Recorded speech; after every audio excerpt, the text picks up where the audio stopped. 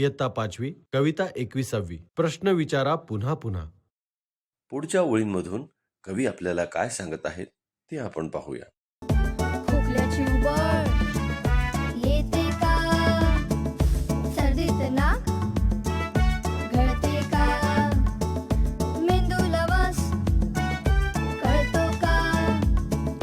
आठवणीने उचकी लागते का? प्रश्न विचारा.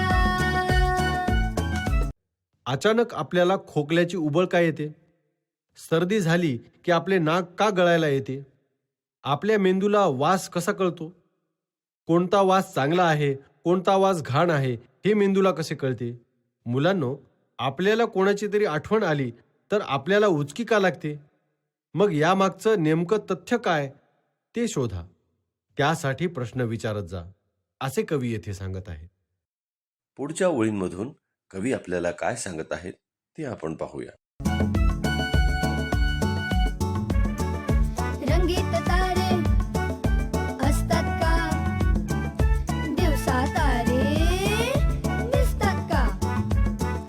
जीवसृष्टी आणखी कुठे असेल का?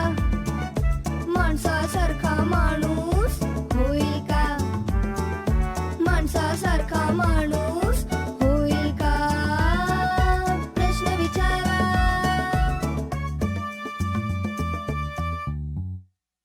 कवी पुढे म्हणत आहे की खरंच रंगीबेरंगी तारे असतात का? आपल्याला तर फक्त पांढरे चमचमणारेच तारे दिसतात. मग रंगीत तारे दिसतात कुठे? दिवसाची तारे आकाशात दिसतात का? पृथ्वीसारखी आणखी कोठे जीवसृष्टी असेल का?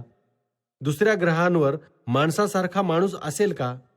आपल्या पृथ्वीवर जीवसृष्टी आढळतेच, पण आणखी कुठल्या ग्रहावर जीवसृष्टी आढळते का? याचा अभ्यास करा, शोध घेत राहा. माणसासारखा माणूस दुसऱ्या ग्रहावर पण दिसून येईल का? दुसऱ्या ग्रहावर सुद्धा जीवसृष्टी आढळते का? असे कसे आणि तसे कसे? असे प्रश्न तुम्ही पुन्हा पुन्हा विचारत राहा.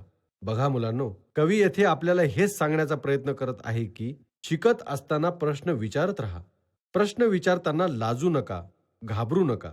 जेव्हा तुम्ही प्रश्न विचाराल तेव्हा तुम्हाला त्या प्रश्नाचे उत्तर सापडेल आणि तुमच्या समस्यांचे निराकरण होईल. कवी येथे तुम्हाला विविध विषयांची माहिती करून घ्यायला सांगत आहेत. प्राणी, पक्षी, कीटक, जलचर, शरीरशास्त्र, आरोग्य विज्ञान, खगोलशास्त्र या सर्व विषयात रस घ्यायला सांगत आहेत.